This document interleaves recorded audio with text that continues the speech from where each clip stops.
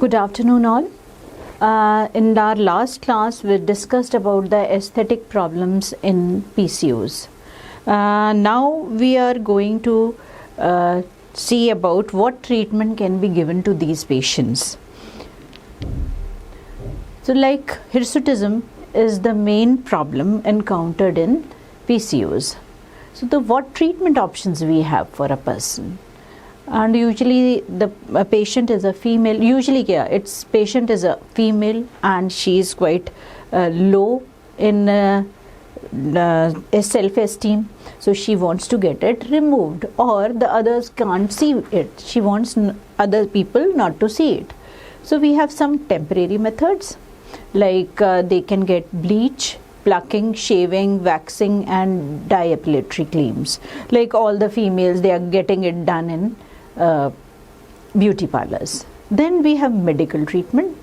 Topically we have eflornithine cream, and oral agents what we have are OCPs, anti-androgen drugs and insulin sensitizer and gonadotropin releasing hormone analog also. Then surgical treatment can be done, and the cosmetic treatment is also available like laser hair reduction, and we have triple wavelength also. So we'll go through this one by one. So what is eflornithine? Eflornithine, it's a topical cream and it is ornithine decarboxylase enzyme inhibitor. As it is an enzyme inhibitor, so it delays the hair growth and delay the initiation of anagen, leaving the follicle in telogen phase only. So there is less hair growth. It is more effective when it is combined with laser hair removal, and treatment should be continuous as hair growth rapidly returns to the pre-treatment state within 8 weeks after the discontinuation of the eflornithine cream. And the side effects what we encounter are mild burning, pseudofolliculitis, acne, irritation and allergic contact dermatitis. Although they are rare, but it starts within few weeks of starting the treatment. So the patients who don't want to get anything done, ornithine decarboxylase is a very good option for them. Then systemic drugs, what we have are OCPs, combination OCPs. Then anti-androgen drugs, we have spironolactone. Dosage should be started from 100 to 200 milligram per day. Then Flutamide is also anti-androgen inhibitors, which has to be given in 250 to 500 milligram per day. Then finasteride, the dose is 2.5 to 7.5 milligram per day. Then combination creams therapy is also available. Like what I said, OCPs are there and we can combine it with anti-androgen in those patients who don't respond to OCPs alone within 6 months of the therapy.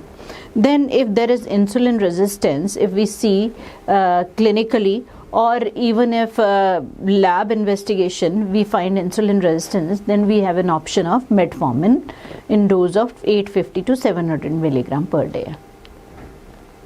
Then gonadotropin releasing hormone analog, we have leuprolide acetate, and the dose is 3.75 milligram IM every 28 days for 6 consecutive months.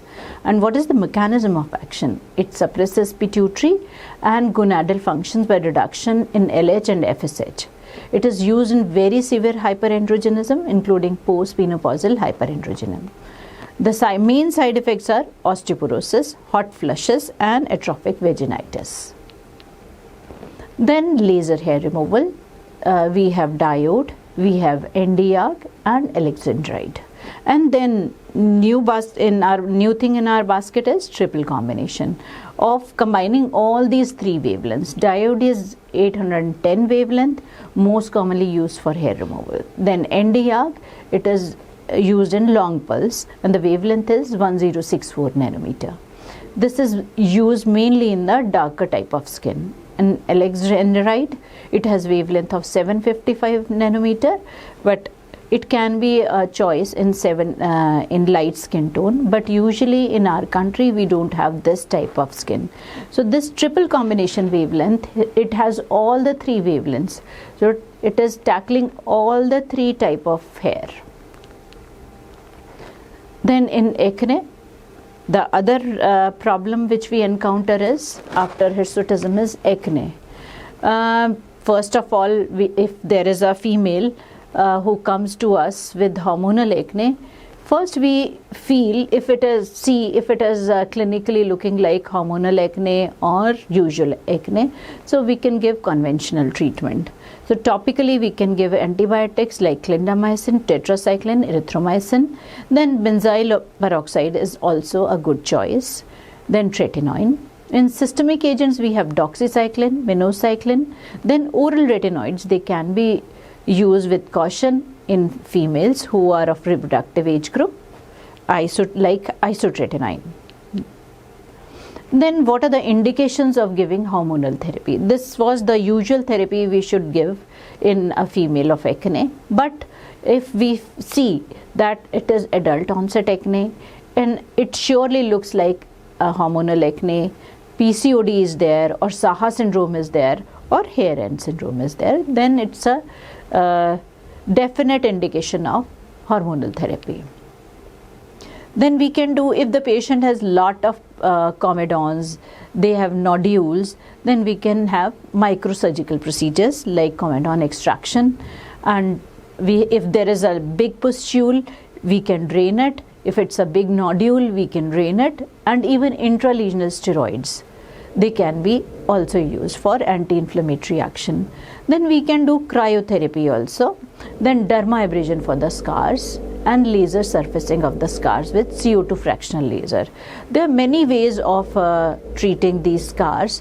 One of these two are just a few of them. Then we can do chemical peels. Superficial chemicals use have keratolytic action, which is causing superficial exfoliation due to epidermal effects, and that are useful for comedons. Like if superficial layer is removed, then the blockage is also removed and comedons are better. Like salicylic acid peel, mandelic acid peel, glycolic acid peel. Then another problem is AGA, androgenic alopecia. And females and males, almost we use same type of treatment because the cause is also the same.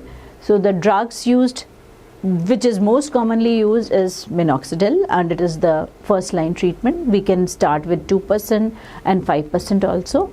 And we know minoxidil acts by potassium channel opener. It enhances angiogenesis and vasodilatation. It also has anti-inflammatory and anti-androgenic effect.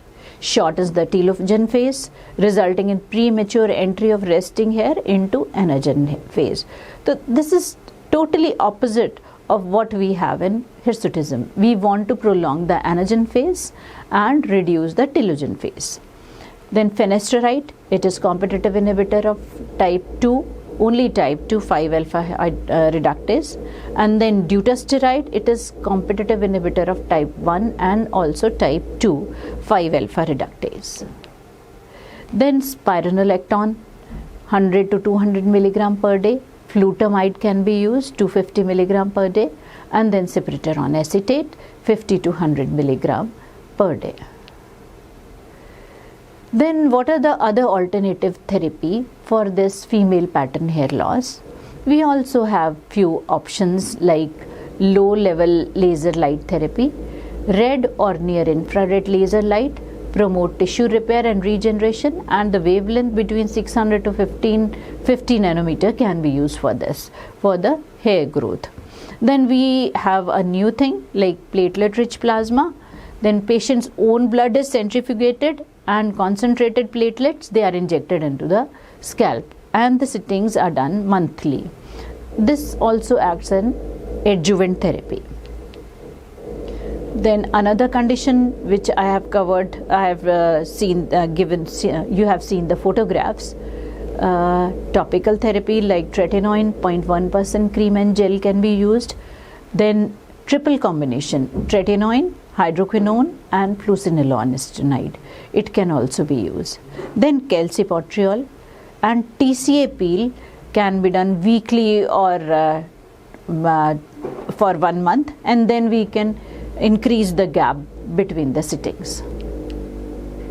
Then oral therapies are also quite fruitful, like isotretinoin, acitretin, but these cannot be given in reproductive age group and we should really avoid them.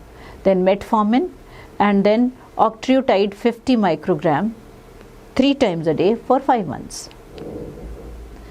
Myoinositol, it's also a new thing and quite promising, as it increases insulin sensitivity, decreases total and LDL cholesterol, increases HDL cholesterol, decreases serum triglyceride, and essential for growth and survival of the cell. So this is also a promising drug. Then for acrocodons, that is the skin tags, we advise the patient for weight reduction, dietary modification, and then surgically they can be excised by electrocoagulation.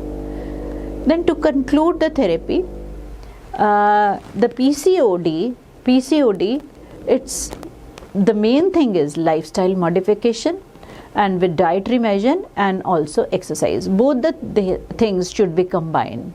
Then PCOD is often associated with obesity. Weight loss will help to reduce insulin resistance and circulating testosterone.